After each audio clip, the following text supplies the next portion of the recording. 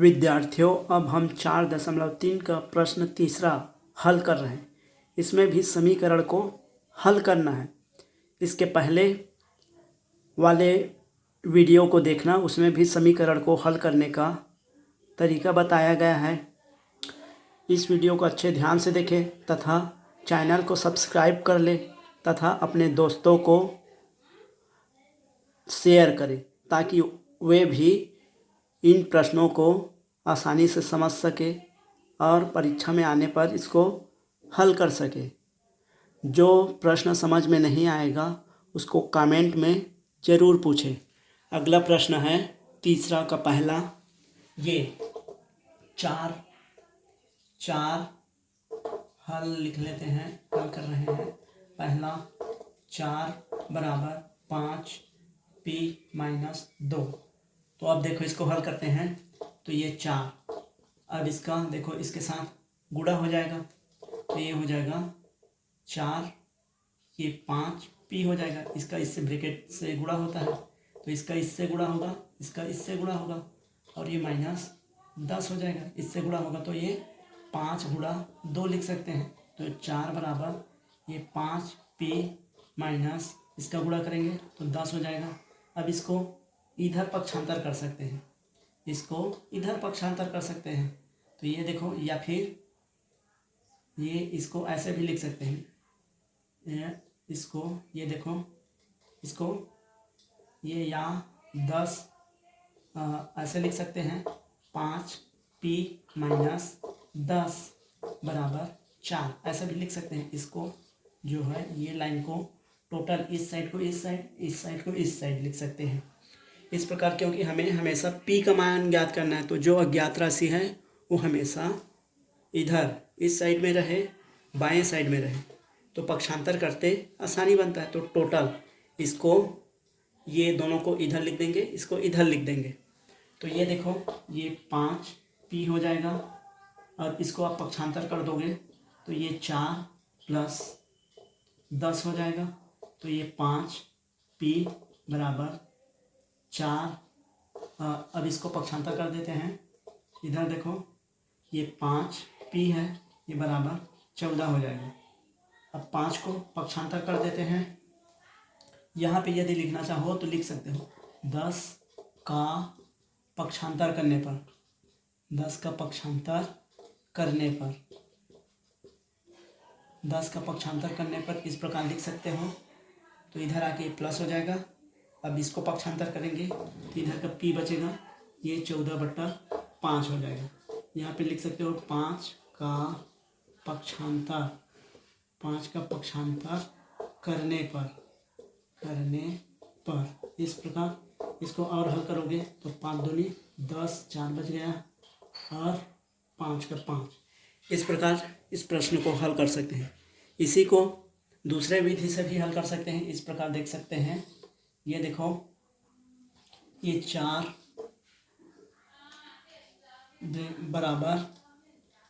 बराबर दिया है 5 p-2।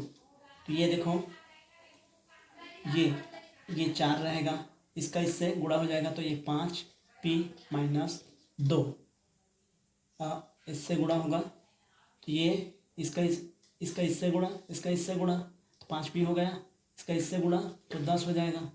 अब देखो इसको पक्षांतर कर देते हैं तो ये 4 + 10 हो जाएगा बराबर, ये इधर पक्षांतर होगा, इधर चला जाएगा, ये 5 p हो जाएगा तो ये 14 हो जाएगा और ये 5 p हो जाएगा। अब देखो p के साथ 5 का गुणा हो रहा है तो इसको पक्षांतर करेंगे तो ये 14 ये इधर ठीक है, पक्षांतर होगा तो इधर चला जाएगा तो ये 14/5 हो जाएगा बराबर p हो जाएगा, या p बराबर 14/5 लिख सकते हैं। इसी को p बराबर 5 दूनी 10, 2 मार गया और 5, 4 बच गया। इसको 5 का 5 लिख सकते हैं। इस प्रकार ये देखो, ये आंसर और ये आंसर और ये आंसर दोनों समान हैं। इस प्रकार प्रश्नों को हल कर सकते हैं। केवल बनाने का तरीका एकदम सही होना चाहिए, पक्षांतर करने का तरीका एकदम सही होना चाहिए तो कोई भी प्रश्न बन जाएगा। इसी प्रकार दूसरा प्रश्न है b -4 बराबर 5 p - 2। तो ये -4, अब इसका इससे गुणा हो जाएगा, इसका इससे गुणा हो जाएगा, तो ये 5p, ये -10 हो जाएगा। तो इसको हल कर देंगे तो ये देखो, इसको इधर पक्षांतर कर सकते हैं, तो ये -4 और ये +10 हो जाएगा बराबर 5p। ये 10 इधर चला जाएगा तो यहाँ पे आ जाएगा, ठीक है। अब देखो ये एक माइनस है एक प्लस है, तो जो बड़ा है वो आएगा, छोटा वाला घट जाएगा, तो ये आ जाएगा -4 घट जाएगा, तो ये 6 आ जाएगा और ये 5p। अब इसको इस प्रकार भी लिख सकते हैं, इसको इधर पक्षांतर कर देंगे, इसको इधर पक्षांतर कर देंगे, तो ये 6/5 हो जाएगा बराबर p, या इसी को लिख सकते हैं p बराबर 6/5। तो p बराबर 5 एकम 5, एक बार गया और एक बचा और ये 5। इस प्रकार इसको हल कर सकते हैं। इसी को यदि दूसरे तरीके से भी बनाओगे तब भी पूरा हल होगा। जैसे ये देखते हैं, -4 बराबर 5p - 2, तो ये हो जाएगा, इसको डायरेक्ट पक्षांतर कर देते हैं, ठीक है। तो ये -4/5 आ जाएगा, ये गुणा हो रहा है तो इधर आके भाग हो जाएगा, इधर का p - 2 ये बचेगा, ठीक है। तो ये देखते हैं, इसको पक्षांतर कर लीजिए, ठीक है। अब ये -4/5, ये देखो ये प्लस है तो पक्षांतर हो गए, ये माइनस है तो पक्षांतर हो गए, +2 हो जाएगा, ये इधर पक्षांतर होगा तो, और इधर का p बचेगा, ठीक है। अब इसको हल करेंगे, कुछ नहीं है /1। अब इसको हल करेंगे तो इसका लघुत्तम कितना आएगा, 5 का 5 आएगा, ठीक है। ये परिमेय संख्या है। अब इसको हल करने के लिए नीचे का एलसीएम निकालते हैं, तो 5 और 1 के एलसीएम 5। अब इसका इसमें भाग देते हैं तो 1 आएगा, 1 का ऊपर में गुणा करेंगे तो -4। अब इसका इसमें भाग देंगे तो 5 आएगा, 5 का ऊपर में गुणा तो ये 10 आएगा, ठीक है। इसका इसमें भाग तो 5 आएगा, 5 का फिर ऊपर से गुणा, 2 से गुणा तो ये 10 आएगा, इसका इसमें भाग तो 5 आएगा, 5 का फिर ऊपर से गुणा, इस प्रकार। तो अब इसको हल कर देते हैं, एक माइनस है और एक प्लस है, तो जो बड़ा है वो आएगा, छोटा वाला घट जाएगा, तो ये 6/5 आ जाएगा, ये आ जाएगा 6/5 आ जाएगा, ये p, तो या फिर p बराबर 6/5। इसी को लिख सकते हैं 5 एकम 5, एक बचा, 5 का 5। इस प्रकार ऐसे भी हल कर सकते हैं, बनाने का या इस प्रकार हल कर सकते हैं। बनाने का तरीका एकदम सही होना चाहिए, आंसर आ जाएगा। यदि कोई भी प्रश्न समझ में नहीं आता तो उसको कमेंट में ज़रूर पूछें। इसी प्रकार अगले प्रश्न को हल करते हैं। ये बी नंबर का सवाल था, ये पहला को बनाए थे और ये बी नंबर का सवाल था। देखो पहले प्रश्न में दूसरा है, 4 बराबर 5p - 2 है और -4 बराबर p -4 बराबर 5p - 2 है। यहाँ पे माइनस है, यहाँ पे नहीं है, तो दोनों को हल करने का तरीका समझ में आना चाहिए, कहीं पे कुछ गलती नहीं करोगे। इसी प्रकार अगला सवाल है सी नंबर का, ये 4 + 16 बराबर 4 + 3 और ब्रैकेट में t + 2, तो ये हो जाएगा। देखो सबसे पहले इसको पक्षांतर करेंगे तो ये हो जाएगा 16, ये -4 हो जाएगा, ये इधर पक्षांतर होगा, इधर पक्षांतर होगा, तो ये 16 - 4 हो जाएगा बराबर 3 और t + 2 हो जाएगा। तो इसको हल करेंगे तो ये 12 बराबर 3t + 2 हो जाएगा। अब इसको आगे हल करते हैं।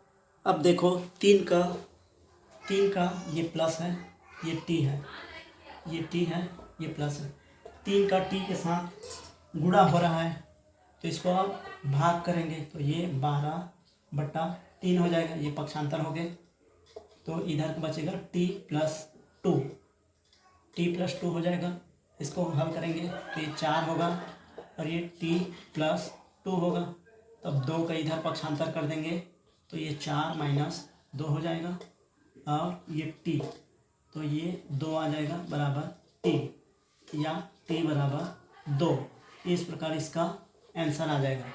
इसी को और दूसरे तरीके से भी हल कर सकते हो। बनाने का तरीका एकदम सही होना चाहिए, आंसर वही आएगा। जैसे दूसरे तरीक़े से हल करते हैं, इस चीज़ को देखो तो ये 16 बराबर 4 + 3 और t + 2, तो ये देखो इसको पक्षांतर कर देंगे, ये पक्षांतर कर देंगे तो -4 इधर चला जाएगा, और ये 3, ये t + 2 हो जाएगा, और इसको हल करेंगे तो ये 12 हो जाएगा, ये 3, ये t + 2। ये देखो अब इसके बाद इसको यदि डायरेक्ट पक्षांतर करेंगे तो इस विधि से बन जाएगा, लेकिन हम लोग डायरेक्ट पक्षांतर नहीं करते, इसका इससे गुणा कर देते हैं, इसका इससे गुणा कर देते हैं। कोई भी विधि से बनाने का यदि तरीका सही है तो अंत में आंसर सही आएगा। बनाने का तरीका एकदम सही होना चाहिए।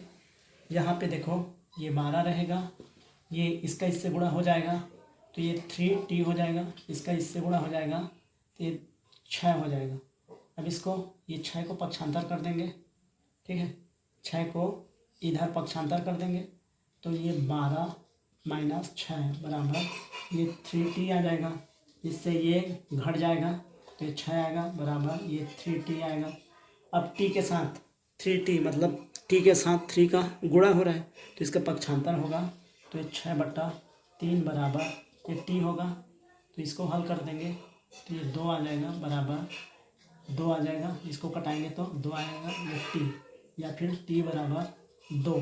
इस प्रकार आंसर देखो इस तरीक़ा से बना या इस तरीक़ा से बना, दोनों सत्य है। इसको पक्षांतर करना है, उसको एरोस में लगा दिया हूँ, आप लोग को निशान नहीं लगाना है, पक्षांतर करने पर लिख देना है 3 का, नहीं लिखोगे तब भी चलेगा।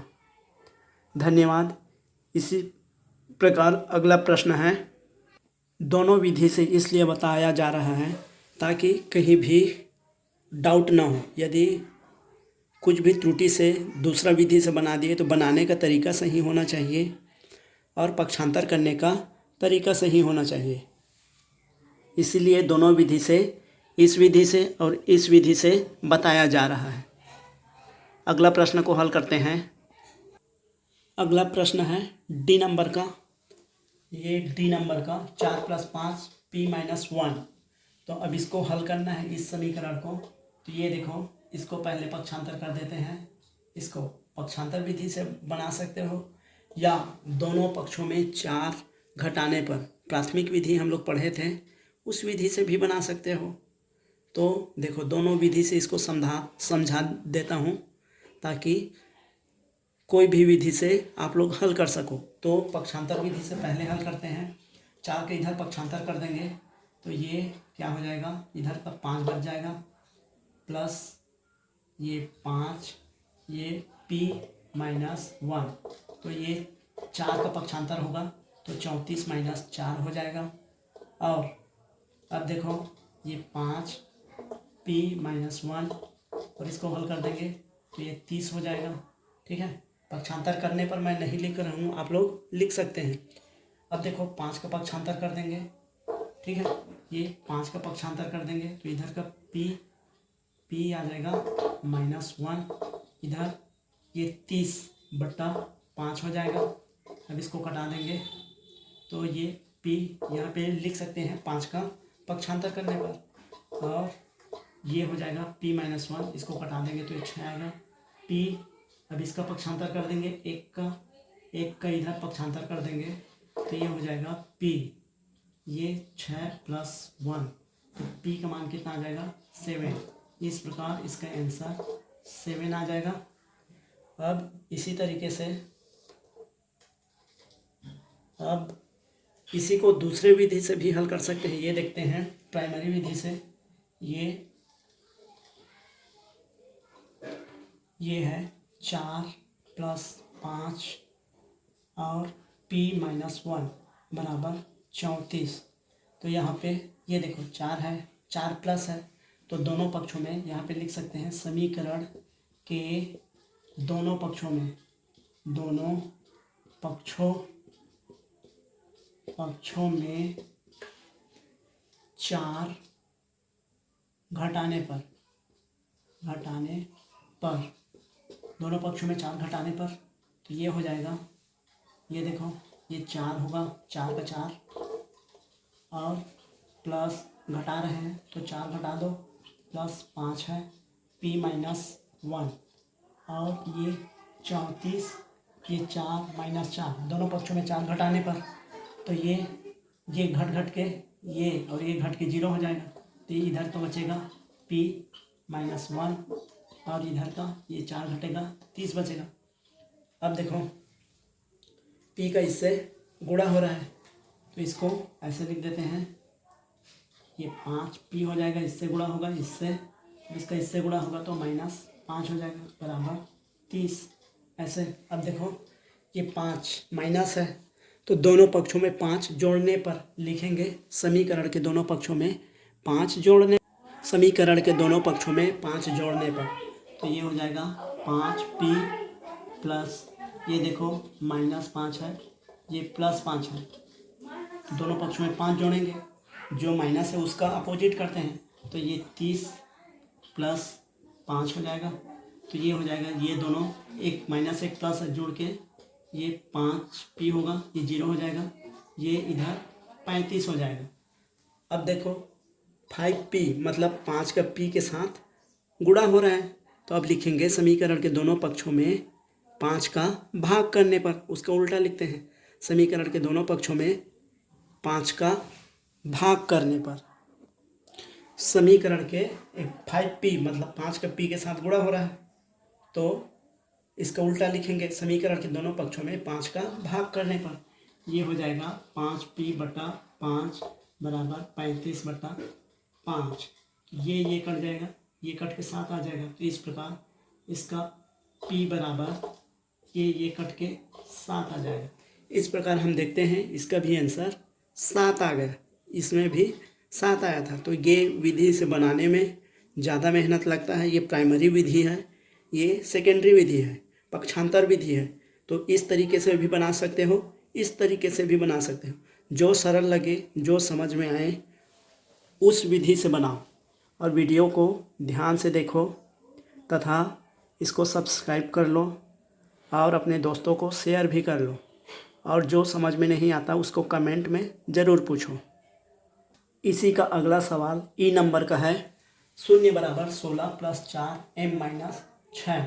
तो ये देखो इसको ऐसे करके भी हल कर सकते हैं, ये 0 बराबर 16 प्लस 4 m माइनस 6 इस तरीके से हल करेंगे। तो ये देखते हैं, इसको पक्षांतर कर देंगे इधर तो ये माइनस हो जाएगा, तो ये इसको पक्षांतर कर देंगे तो ये माइनस 16 हो जाएगा बराबर ये 4 m माइनस 6। ये 16 का पक्षांतर करने पर लिख सकते हैं। अब इसी को इधर पक्षांतर कर देंगे, ये देखो 4 का पक्षांतर करेंगे तो ये माइनस 16, ये 4 का m के साथ गुणा हो रहा है तो इधर आके भाग हो जाएगा, ये 4 का इसके साथ गुणा हो रहा है तो इधर होके भाग हो जाएगा तो ये m माइनस 6। तो इसको कटा दो तो ये माइनस 4 आ जाएगा, m माइनस 6। तो अब इसका पक्षांतर कर दोगे, ठीक है, तो ये माइनस 4 है और ये प्लस 6 हो जाएगा बराबर m। तो m बराबर हो जाएगा, एक माइनस एक प्लस है तो जो बड़ा है वो आएगा, छोटा वाला घट जाएगा। इस प्रकार हल कर सकते हैं। या इसी को दूसरे देखो इस तरीके से 0, ये दूसरे तरीके से भी हल कर सकते हैं। 0 बराबर 16 प्लस 4 m माइनस 6, या इसी को लिख सकते हैं 16 प्लस 4 m माइनस 6 बराबर 0। इस प्रकार भी लिख सकते हैं। अब इसको हल करेंगे तो ये देखो इसको पक्षांतर कर देंगे तो इधर चला जाएगा तो ये 4 इधर का बचेगा, m माइनस 6 बराबर माइनस 16। ये देखो इसको डायरेक्ट पक्षांतर ना करके इससे गुणा कर देंगे, इससे गुणा कर देंगे तो ये 4m -24 हो जाएगा। इसका इससे गुणा होगा तो 24, इसका इससे गुणा होगा तो 4m और -16। अब इसको पक्षांतर कर देंगे तो ये 4m, ये -16 + 24 हो जाएगा। ये देखो ये माइनस का पक्षांतर हो गया, इधर जाके प्लस हो गया। तो ये 4m बराबर, ये एक प्लस है एक माइनस है, तो ये देखो जो बड़ा है वो आएगा, छोटा वाला घट जाएगा तो 8 आ जाएगा। तो ये 4, अब 4 का पक्षांतर कर देंगे तो 4 का गुणा हो रहा है, तो इधर जाके ये भाग हो जाएगा। तो m बराबर ये 8/4 हो जाएगा। तो m बराबर ये 2। इस प्रकार इस प्रश्न को हल कर सकते हैं। देखो इस विधि से भी हल कर सकते हैं, इस विधि से भी हल कर सकते हैं, या दूसरे विधि जिसमें दोनों पक्षों में 16 घटाने पर उस वाले विधि से भी हल कर सकते हैं। जो विधि सरल लगे उस विधि से हल करो। धन्यवाद। वीडियो को नहीं समझ में आता है तो पॉज करके देखें, एक बार 2 बार देखें, तथा वीडियो को अपने दोस्तों को शेयर भी कर दें। चैनल को सब्सक्राइब कर दें ताकि इससे संबंधित जो भी प्रश्न आए उसको जल्दी से जल्दी देख सकें।